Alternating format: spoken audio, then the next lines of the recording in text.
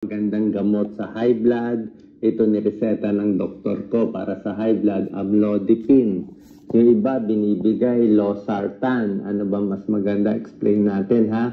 O, kasi na-explain ko na dati, uulit-ulitin natin para maintindihan ninyo.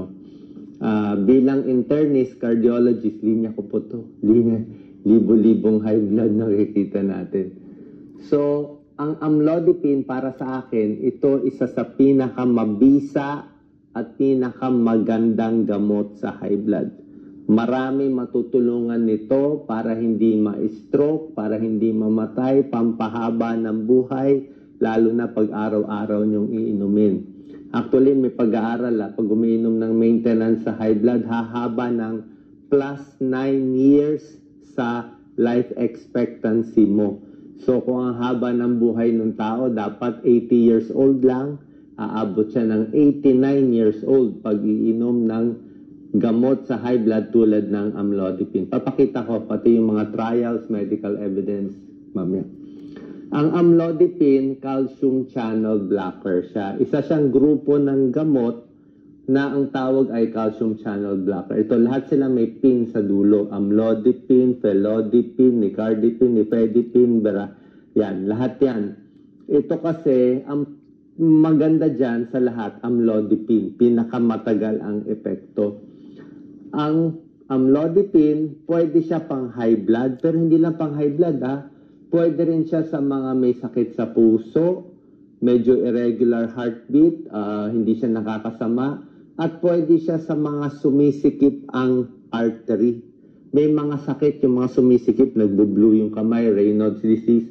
Pwede yan amlodipine, pampabuka ng artery natin. Pag binubuka niya yung artery natin, anong mangyari? Pag binuka niya, luluwag yung daanan. Pag luluwag ang daanan, yung pumping ng puso mas relax. Diba? Kasi pag pump niya, maluwag yung daan. Kumbaga sa EDSA, ginawa mong 10 roads, 10 ang daanan, mas maluwag, mas maganda daloy ng trapiko, mas bababa ang blood pressure. Ito yung mga binibigay na gamot sa high blood. Merong mga ARB, common to, mga sartan, losartan, very common. May mga beta blocker, olol, metoprolol, atenolol.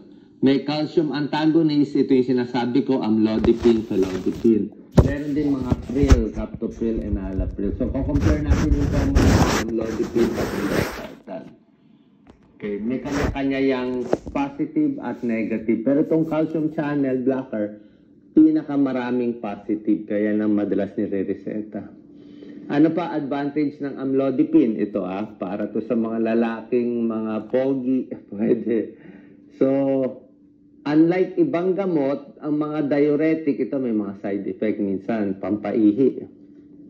Ito mga olol, metoprolol, takot sila, baka mahina daw sa sex, pampahina sa sex. Tsaka sa nahika, bawal ditong mga beta blocker. Itong ACE inhibitor, iba inuubo. Dito sa ARB, minsan medyo mahina ang epekto.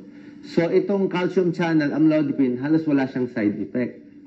Wala siyang problema sa lakas mo. Okay? At maganda pa dito sa amlodipine, hindi siya nakakasedate. May gamot na clonidine or catapres, pinapakalma yung, pinapasedate. Parang medyo, parang Valium siya.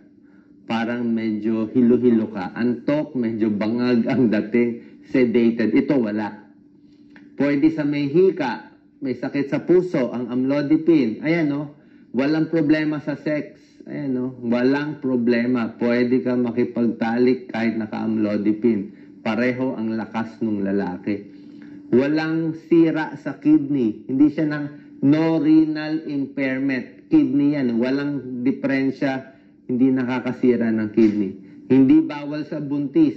Pero sa buntis, iba binibigay. Pero hindi pa rin siya bawal sa buntis. At walang epekto sa quality ng saya ng buhay mo. Anong ginagawa ng amlodipine? Pinapahina niya yung tibok ng puso, pinaparelax. Okay? Pinapaganda blood supply sa puso, binubuka yung mga artery. Yung oxygen na gamit ng puso, mas konti. Watch my snoring disappear in one night. My wife couldn't believe it was that easy. I tried these popular snoring solutions so you don't... Ano lang ang side effect niya? Ito lang ang side effect ng amlodipine kasi nga masyado siya malakas magpabuka ng artery. Minsan nabubuka niya masyado, nagmamanas. Minsan nabubuka niya masyado, baka mas bumagsak naman blood pressure. Yun lang. Minsan may headache sa first 2 to 3 days.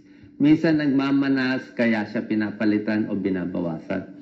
Sa mga nakainom ng amlodipine, ito lang po ang allowed dose sa inyo. Ulitin ko ha. Ito lang yung allowed.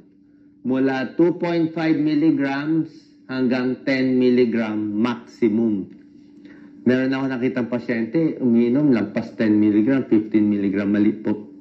Okay, wag nyo lalampasan. Pag hindi na control sa 10 milligram ng amlodipine, ang high blood ninyo, dagdagan ng ibang gamot. Hindi pwede taasan, bawal, overdose po yan. 2.5 to 10, pero malakas na yan. Nagmamanas more sa high dose. So pag naka 10 mg kayo, nagmanas kayo sa amlodipine, gawin mo 5, mababawasan yung manas. Kung 5 nagmanas, gawin mong 2.5. Usually sa Pilipinas, 5 mg ang amlodipine, hatiin nyo sa gitna. Okay? Na matalas na kutsilyo.